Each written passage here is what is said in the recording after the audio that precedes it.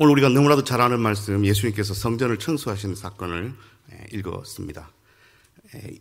이 일은 너무나도 유명하고, 그래서 마태복음에도 나오고 마가복음에도 나오고 그렇습니다. 근데 마태복음과 마가복음에는 좀 구체적으로 나옵니다. 장사하는 자들, 돈 바꾸는 자들, 비둘기를 파는 자들, 이렇게 좀 구체적으로 나오는데요. 오늘 우리가 읽은 말씀은 그냥 장사하는 자들을 내쫓으셨다라고 이야기를 하십니다. 여러분, 헤롯 성전을 한번 생각해 보셔야 됩니다. 지금 우리가 알고 있는 지금 예루살렘 성전은 헤롯이 지은 돌로 만든 성전입니다.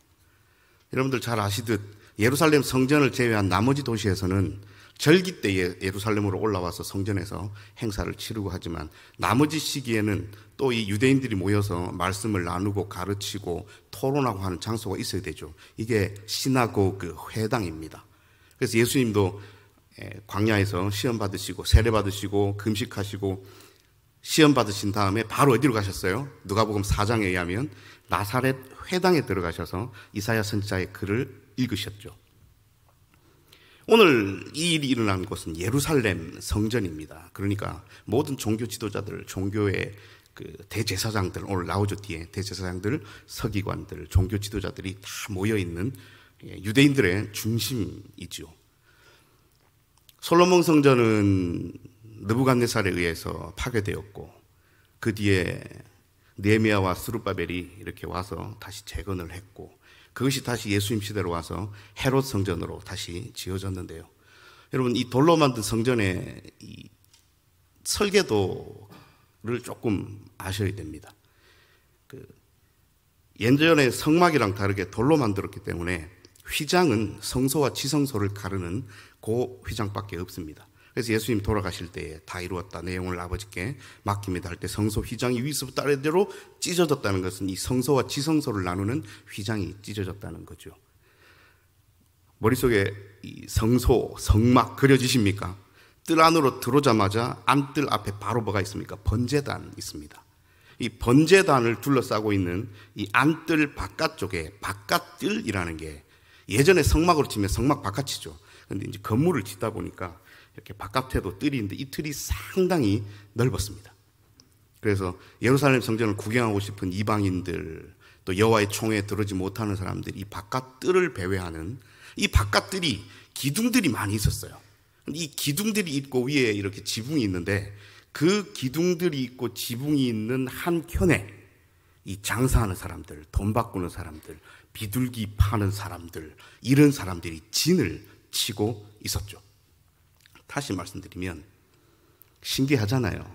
이방인들이 유대인의 어떤 그 여호와의 총회에 관심을 갖고 유대인들이 믿는 하나님 앞에 나오고 싶은 사람도 있었을 거고 전도를 받아서 또 예수 그리스도를 따르는 사람도 있었을 거고 어쨌든 유대인들의 그 종교적 문화 속으로 들어오고 싶은 사람들이 최고로 관심을 가졌던 게 뭐겠습니까? 예루살렘에 가서 그 성전을 한번 보고 싶은, 왜냐하면 자기들의 종교 문화랑은 다르니까요. 그래 이렇게 찾아오면 이런 장면들이 익숙했던 유대인들과는 달리 이방인의 눈에는 어떻게 보였겠습니까? 분명히 자기 신에게 경배와 예배와 제사를 드리는 거룩한 장소라고 알고 찾아왔는데 한켠에서 막 재물이, 양이 울고 비둘기가 퍼덕거리고 돈을 바꾸고, 이게 거룩한 장소라기보다는 바자르, 시장에 더 가까운 모습을 언뜻 발견했지 않았겠습니까? 오늘 예수님께서 이것을 청소하십니다. 이게 시장인지 이게 하나님 앞에 드리는 예배의 장소 성전인지 모를 법한 이런 상황을 예수님께서 정리를 하시는 거죠. 오늘 우리가 읽은 말씀 보면요, 예수님께서 그냥 말씀을 안 하시고요, 그들에게 이르시되 기록된 바 하면서 구약 성경 두 군데를 인용하십니다. 오늘 본문이 상당히 짧았죠. 본문이 상당히 짧았습니다. 그래서 이대로 넘어갈 수 없어 예수님께서 인용하신 구약 성경의 이사야 선지자의 글과 예레미야 선지자의 글을 우리가 함께 읽기를 원합니다. 먼저 순서를 좀 바꾸어서요, 너희는 강도의 소굴을 만들었도다. 여러분들 지금 찾으신 성경에 아마 니은이라고 되어 있을 겁니다. 그 밑에 보시면 예레미야 7장 11절 되어 있습니다. 찾으셔도 되고요. 앞에 제가 간사님께 부탁을 드렸습니다. 예레미야 7장 아까 말씀드린 8, 9, 10, 11 한번 보여주십시오. 우리 함께 한번 읽어보도록 하겠습니다. 예레미야 7장 8절부터 읽습니다. 함께 읽습니다. 보라, 너희가 무익한 거짓말을 의존하는도다. 너희가 도둑질하며 살인하며 간음하며 거짓 맹세하며 바알에게 분향하며 너희가 알지 못하는 다른 신들을 따르면서 내 이름으로 일컬음을 받는 이 집에 들어와서 내 앞에 서서 말하기를 우리가 구원을 얻었나이다 하느냐. 이는 이 모든 가증한 일을 행하라 함이로다. 내 이름으로 일컬음을 받는 이 집이 너희 눈에는 도둑의 소굴로 보이느냐? 보라, 나 곧 내가 그것을 보았노라. 여호와의 말씀이니라. 말씀을 읽으시면서 뭔가 확 오셨죠. 왜 예레미야 선지자는 이 사람들을 향하여 하나님의 성전을 도둑의 소굴로 만드느냐, 그 이야기를 했는지 여러분 이해가 되셨습니까? 그리고 예수님께서도 왜 이 말씀을 인용하시면서 오늘 성전에서 매매하는 자들에게 이런 말씀을 하셨는지 오십니까? 이 사람들은 회칠한 무덤이었습니다. 다시 말씀드리면 구원을 도둑질하는 거예요. 하나님 앞에 다른 신을 공공연하게 섬기고 하나님과 다른 방향으로 삶의 방향을 갖고 있으면서 한편으로는 습관처럼 어렸을 때부터 배웠던 신앙의 그 매너리즘에 빠져서 구원을 도둑질하려고 성전에 나와 있는 겁니다. 그 마음은 전혀 하나님께로 향하지 않으면서 구원의 모습만 따라하려는 사람들.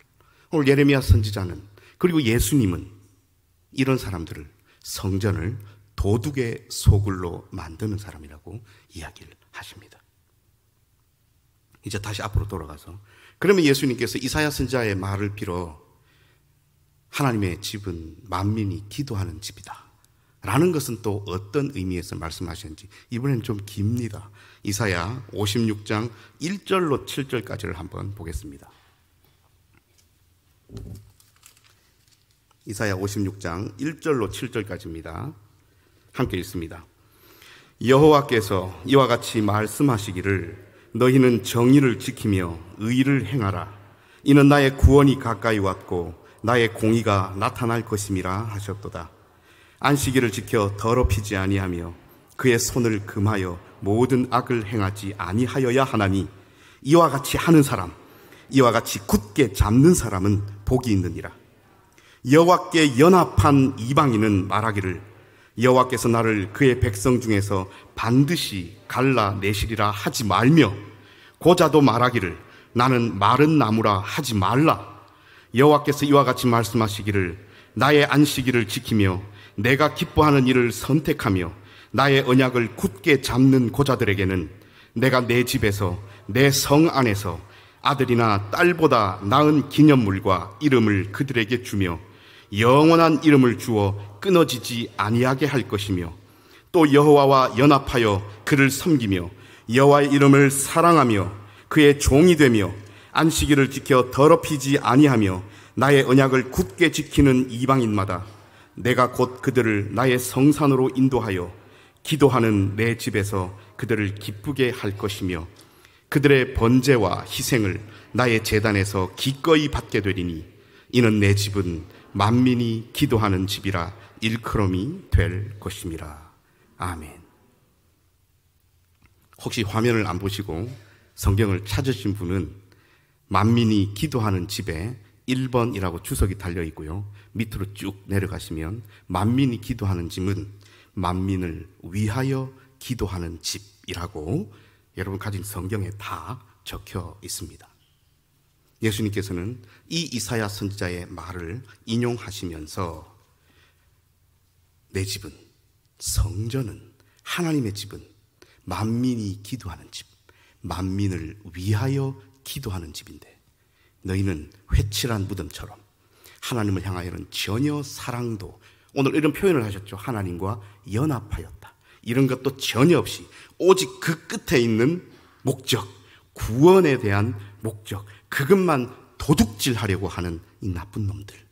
오늘 예수님께서 이렇게 성전에서 장사하는 자들에게 혼을 내셨습니다. 여러분, 비단 이 사람들만 혼을 내신 것입니까? 아니지 않습니까? 뒤에 나오지만 예수님께서 그러시고 나서 청소하시고 깨끗게 하시고 성전을 성전답게 하시면서 두 가지 행위를 하셨어요. 첫 번째는 오늘 우리가 방금 보셨던 것처럼 기도하는 집이고요. 그 다음 예수님이 뭐 하셨다고 뒤에 나옵니까?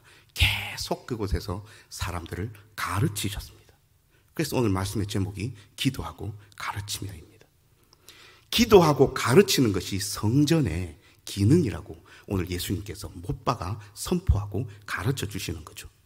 그래서 마땅히 성전에서 행해야 될 기도와 가르침이 행하여지고 있는 이 상황을 보면서 기득권을 가졌던, 이 성전에서 주인 행세를 했던 대제사장, 서기관, 그리고 백성의 지도자들은 어떻게 한다고요? 그 마음이 불일 듯 일어서 어떻게 하면 저 예수를 죽일까 고민하는데, 사람들이 예수님의 가르침에 귀 기울여 듣고 있고 사람들에게 사실 우리끼리 쓰는 말로 인기가 좋으시니 어찌할 방도를 찾지 못했다라는 것이 오늘 우리가 읽은 48절 말씀입니다. 여러분, 이사야 선지자의 말에 자꾸 제가 그 단어를 쓰기는 조금 부담스러운 단어가 나와요. 일단 두 사람이 나옵니다. 한 사람은 이방인이고요, 한 사람은 육체적인 장애가 있어서 대를 이을 수 없는 사람을 너무 노골적으로 표현하고 있었습니다. 제가 다시 그 단어는 쓰지는 않겠습니다. 그런데 여러분, 왜 이 두 부류, 이방인과 이 사람에 대한 이야기를 주셨을까요? 여러분, 가만 생각해 보십시오. 이 두 사람은 태생적으로 그리고 본능적으로 겸손할 수밖에 없습니다. 내가 이방인입니다. 유대인이 아니에요. 나는 12지파에 속하지 않아요. 근데 아무리 듣고 생각하고 고민해도 유대인들의 여호와 하나님이 진짜 하나님이시다, 참 신이시다를, 그 신앙을 받아들인 거예요. 그럼 어떻게 해야 됩니까? 그때부터 고민이 시작됩니다. 여호와의 총회에 들어가고 싶은 마음이 전혀 없다면 고민이 없어요. 근데 이렇게 되면 어떤 고민이 생깁니까? 과연 하나님이 나를 받아주실까? 과연 저 유대인 백성들이 나를 신앙 안에서 여호와를 섬기는 한 형제로 받아들일까? 아까도 말씀드릴 때 이야기했죠. 하나님이 결국에는 나를 갈라내치시지는 않을까? 근데 하나님 뭐라고 이야기하십니까? 그런 생각 하지도 말라는 거예요. 네가 만일 여호와와 연합하여 살아가기만 한다면 내가 내 집에서, 내 성 안에서 내 아들, 내 딸들에게 주었던 그 영광스러운 이름을 너에게도 줄 거다. 이 말씀을 하시잖아요. 이방인은요, 하나님 앞에 죄인으로 고개를 숙일 수밖에 없어요. 잘남을 표현할 수가 없어요. 그저 고개를 푹 숙인 채, 아버지, 내 같은 것도 받아주시렵니까? 이런 스탠스밖에 취할 수가 없습니다. 왜요? 이방인이니까요. 뒤에 나왔던 그 사람은요, 태어나기로는 유대인의 12지파에 소속되어 태어났지만 대를 이을 수 없습니다. 하나님이 주신 기업을 이어갈 수가 없어요. 그러면 그 마음의 상처는 어떻겠습니까? 단순히 결혼하여 자식을 낳을 수 없는 것보다는 더 큰 일이 민족적으로, 신앙적으로 이 사람의 삶에 닥친 거예요. 이 사람 역시도 어떻게 교만을 뜰 겨를과 여유조차 없습니다. 지금 내 대에는 그래도 하나님의 은혜를 누리지만 여기서 끝이구나. 아하, 나같이 필요 없는 존재, 별 의미 없는 존재, 자손을 많이 낳아. 하나님께서도 이렇게 이야기하셨잖아요. 생육하고 번성하라. 그런데 그 하나님의 명령을 제대로 수행하고 순종할 수 없는 나라는 이 존재, 아버지, 내가 무슨 쓸데있고 내가 무슨 소용이 있습니까? 하나님 뭐라고 이야기하십니까? 여호와와 연합한다면 네 이름을 거룩하고 영화롭게. 여러분, 구약에서 이사야 선지자를 통하여 말씀하신, 이제는 말씀드릴게요, 이방인과 고자라는 이 두 부류의 사람들은 단순히 그 사람들만을 이야기하는 것이 아닙니다. 여러분, 우리는 뭡니까? 우리 전부 이방인들입니다. 우리 다 뭡니까? 우리 다 영적인 고자들입니다. 우리가 뭘 할 수 있습니까? 우리가 뭐가 잘나서 하나님 앞에 무언가를 만들어내고 무언가를 물려주며 무언가를 성취할 수 있습니까? 하나님의 은혜가 아니고서는, 하나님의 그 인도하심이 아니고서는, 하나님의 보호하심이 아니고서는 우리는 성전으로 들어갈 수도, 뒤에 말씀드리겠지만 성전이 될 수도 없는 존재들입니다. 그러므로 우리는 하나님 앞에 고개를 숙여야 합니다. 그러므로 우리는 나의 백성이 겸비하여 내게 나아와 자기의 죄를 고하고 회개하면 하늘에서 듣고 그 땅을 고치리라 말씀하신 하나님의 약속만을 굳게 잡고 우리는 겸손하게, 겸허하게, 겸비하게 하나님 앞에 나아가는 것 외에는 우리의 스탠스는 없습니다. 이방인과 육체적으로 장애가 있는 그 사람을 생각하며 나랑은 다르다고 생각하는 순간 우리는 대제사장이 되고 서기관이 되며 백성의 지도자들이 될 뿐입니다. 여러분, 이러면서 하나님께서 이사야 선지자를 통하여 뭘 얘기를 하십니까? 정의를 행하고 불의를 행하지 말고 안식일을 지켜라. 이와 같이 여호와와 연합한 사람. 구체적으로 말씀하십니다. 이방인이든 고자든 할 것 없이 여호와와 연합한 사람이라면 내가 그를 내 아들 내 딸로 삼을 건데, 이런 사람은 어떤 삶을 산다고요? 정의를 행하는 사람, 불의를 행하지 않는 사람, 안식일을 지키는 사람, 즉 하나님의 율법을 순종하는 사람. 이런 사람들에게는 여호와께서 여호와의 성 안에서 아들이나 딸들보다 더 좋은 기념물을 주시고 이름을 주시겠다. 여러분, 이 말을 들었을 때에 이방인들의 기분을 한번 생각해 보십시오. 혹시 하나님께서 나를 받아주실까? 혹시 이 백성이 받아주실까? 고민하고 생각하고 몇 날 며칠을 신앙이 들어온 다음에 그렇게 생각했지 않겠습니까? 기도도 하고 불안해도 하고. 그런데 하나님께서 이런 응답을 주셔요. 그 마음이 어떻겠습니까? 바로 구원입니다. 와, 하나님께서 내게 이런 은혜를 주시는구나. 우리 하나님은 와. 여러분, 감탄 외에 뭐가 나옵니까? 그래서 이렇게 여호와와 연합한 사람을 하나님의 성산으로 이끌어 주시고 인도하시어 기도하는 하나님의 집에서 그들을 하나님께서, 이방인들을, 고자들을 기쁘게 해 주실 것이고, 하나님께 드리는 모든 그들이 드리는 번제와 희생을 기꺼이 받으실 것이니 이로써 이들을 통하여 내 집은 만민이 기도하는 집이다 일컬음을 받을 거다. 아멘이시죠? 여러분, 우리가 이런 성전을 만들어 가야 됩니다. 아까도 말씀드렸지만 만민이 기도하는 집이란 만민을 위해 기도하는 집입니다. 다시 말씀드리면 여러분, 성전에서는 어떤 일이 행하여져야 돼요? 내 기도만 아니 됩니다. 나라와 열방과 세계와 민족과 옆에 있는 이웃과 함께 동역하고 사역하는 우리의 신앙의 동료들과 질병으로 고통받는 사람들과, 여러분, 중보적 기도로 그들을 위하여, 그리고 만민을 위하여, 그리고 온 이 지구촌의 사람들과 하나님이 만들어 놓으신 피조물들의 회복을 위하여 우리는 기도해야 됩니다. 이것이 성전의 기능이고 해야 할 일입니다. 이것을 하지 않고 이방인 고아 과부를 압제하고 무지한 자의 피를 흘리고 다른 신들을 따르고 하면서 내 목적은 교회 나와서 구원을 받아야 되겠다, 도둑입니다. 그렇게 하는 사람들이 모여 있어서 예수님께서 그 부분을 보고 강도의 속을 도둑의 속을이라고 말씀하신 거예요. 여러분, 우리가 도둑입니까? 그럴 수 없지 않습니까? 예수님께서 우리에게 원하시는 것은 정의를 행하고 진심으로 구원의 하나님 앞에 기도하면서 이러한 복음을, 하나님의 성전은 그런 것이 아님을 가르치는 일입니다. 예수님은 성전을 그렇게 깨끗하게 하신 다음 내버려 두지 않으셨어요. 계속 나사렛 회당에서도 가르치셨듯이 예루살렘 성전에서도 가르치셨습니다. 뭘 가르치셨겠습니까? 산상수훈에서 하셨던 복된 소식을 가르치시고, 하나님 나라를 선포하시고, 하나님의 뜻을 가르치시고, 하나님의 의중을 가르치시고 하셨지 않겠습니까? 많은 사람들이 예수님의 그 가르침을 성전에서 듣고 회심하고 하나님의 참 말씀 앞에 돌아오는 경험을 했을 겁니다. 그러나 성전에서 기득권을 차지하고 있던 세 그룹, 아까도 말씀드렸지만 대제사장, 서기관, 백성의 지도자들은 영적이고 궁극적이며 하나님의 뜻으로 말씀하신 그 예수님의 의도를 파악하지 못했죠. 내 집은 만민이 기도하는 집, 만민을 위하여 기도하는 집이고, 또 너희가 만들어 놓은 그 강도의 소굴을 바꿔야 된다는 예수님의 그 말씀을 우리는 지금 받아들여요. 영적이고 궁극적이고 그것이 하나님의 참 뜻임을 우리는 알고 봤지만 그 당시 종교 지도자들은 그렇게 받지 않았어요. 어떻게 받아들였습니까? 예수님의 그 행위와 말씀과 가르침을요. 정치적으로 해석하고 힘의 논리로 해석하여 저것이 우리의 이 힘을 약하게 하고 우리의 기득권에 흠집을 가하고 이렇게 생각하면서 예수님을 적으로 돌렸습니다. 자신들의 이익을 방어하기에만 급급했던 사람들, 이런 사람들이 예수님께서 질타하신 성전을 도둑의 소굴로 만드는 장본인들이었습니다.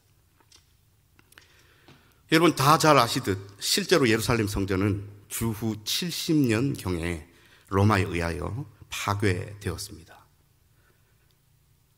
또 누가복음에 보면 예수님께서 예루살렘 성전을 보고 우시면서 예루살렘아 예루살렘아 하면서 우셨던 장면도 기억나시죠?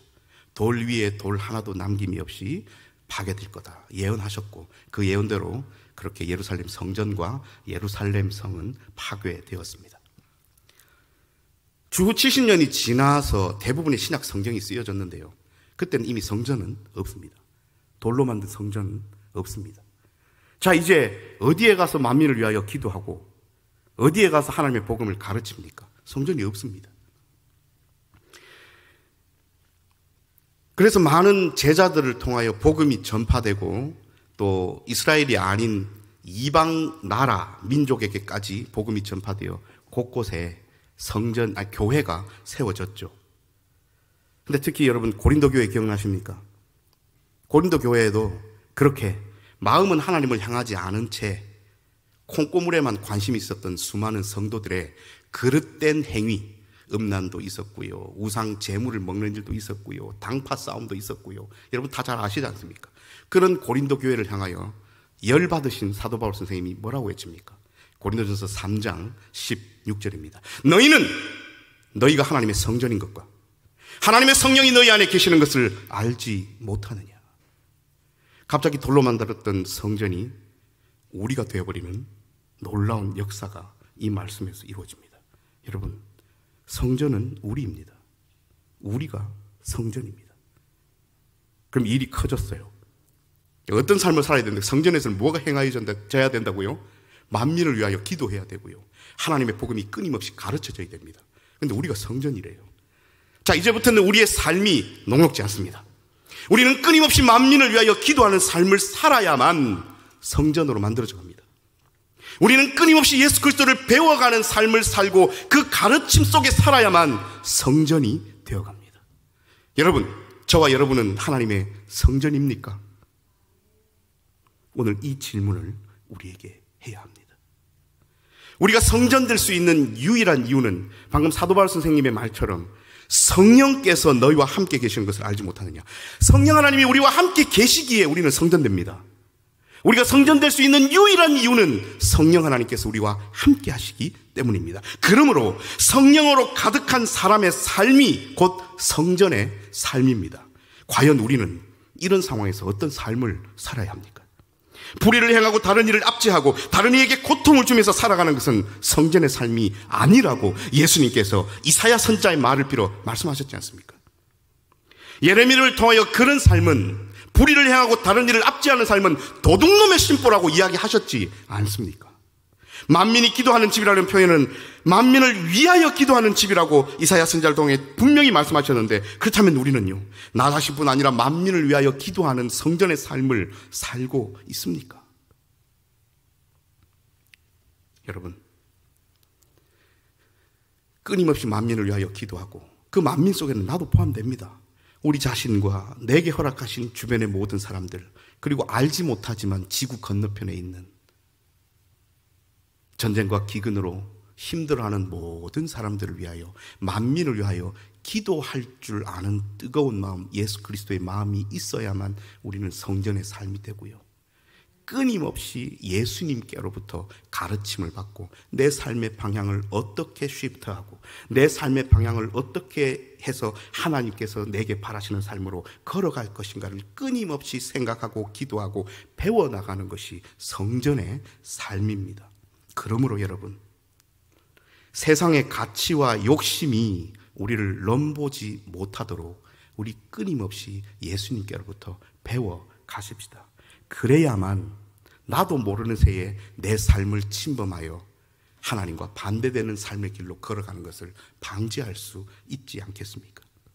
이것이 오늘 우리 예수님께서 성전에서 장사하는 자들을 내어 쫓으시고 도둑의 소굴이었던 성전을 만민이 기도하는 집으로 바꾸신 후 그곳에서 기도하시고 끝까지 가르치신 이유입니다. 예수님은 이러한 성전을 깨끗게 하신 것으로 성전이란 그렇게 기도하고 하나님을 배우는 곳임을 선포해 주셨습니다. 그리고 사도 바울 선생님의 입을 통하여 우리가 성전임을 다시 한번 선포해 주셨습니다. 그러므로 여러분, 우리는 끊임없이 기도하고 예수님을 닮아가고 배우고 그 가르침을 나누는 삶을 살아야 합니다. 여러분, 성전의 삶은요, 희망과 소망의 삶입니다. 이방인이든 대를 이을 수 없었던 육체를 가진 그 사람들이든 무슨 소망이 있었겠습니까? 소망이 끊긴 모든 자에게 하나님은 성전의 삶을 제시하심으로 희망과 소망의 삶을 주셨습니다. 그러므로 여러분, 우리는 구원을 도적질하려고 성전을 이용하는 당시의 기득권층의 행태를 버려야 됩니다. 우리 삶에 요만큼이라도 그런 부분이 있으면 묻어야 됩니다. 땅에 매장하고 장사 지내야 합니다. 그리고 하나님 앞에 깨끗하게 청소된 삶으로 나아가야 합니다. 그래서 진정한 죄인으로 하나님 앞에 겸손하게 서야 합니다. 주여, 무익한 종입니다. 주 앞에 섰습니다. 나를 받아주옵소서. 이렇게 했을 때 하나님은 우리를 기도의 용사로, 그리고 하나님께로부터 잘 배워서 그 복음을 전하고 나갈 용사로, 성전으로 바꾸어 주십니다. 여러분, 하나님 앞에 살고 싶지만 이방인이라서 육체의 소망이 없어서 낙심한 그 사람들의 간절함이 우리의 간절함이어야 합니다. 여러분, 우리 간절함이 있습니까? 하나님, 나를 받아주십시오. 하나님, 나는 무익한 종인데, 아무것도 할 수 없는데, 나는 너무 이 핸디캡이 큰데 아버지, 나 같은 것도 써주실랍니까? 여러분, 하나님 앞에 간절함으로 나아가야 돼요. 그래서 우리는 모두 하나님 앞에 기브업 해야 됩니다. 두 손을 든다는 것은 포기하는 거죠. 나의 욕심, 나의 아집, 나의 주장 포기하는 거죠. 하나님만이 옳습니다. 나는 아무것도 없습니다. 두 손 들고 나아가는 거죠. 내가 가진 무기는 없는 거예요. 이제 우리 함께 찬양하십시다. 두 손 들고 찬양합니다. 주 앞으로 나아가시겠습니다.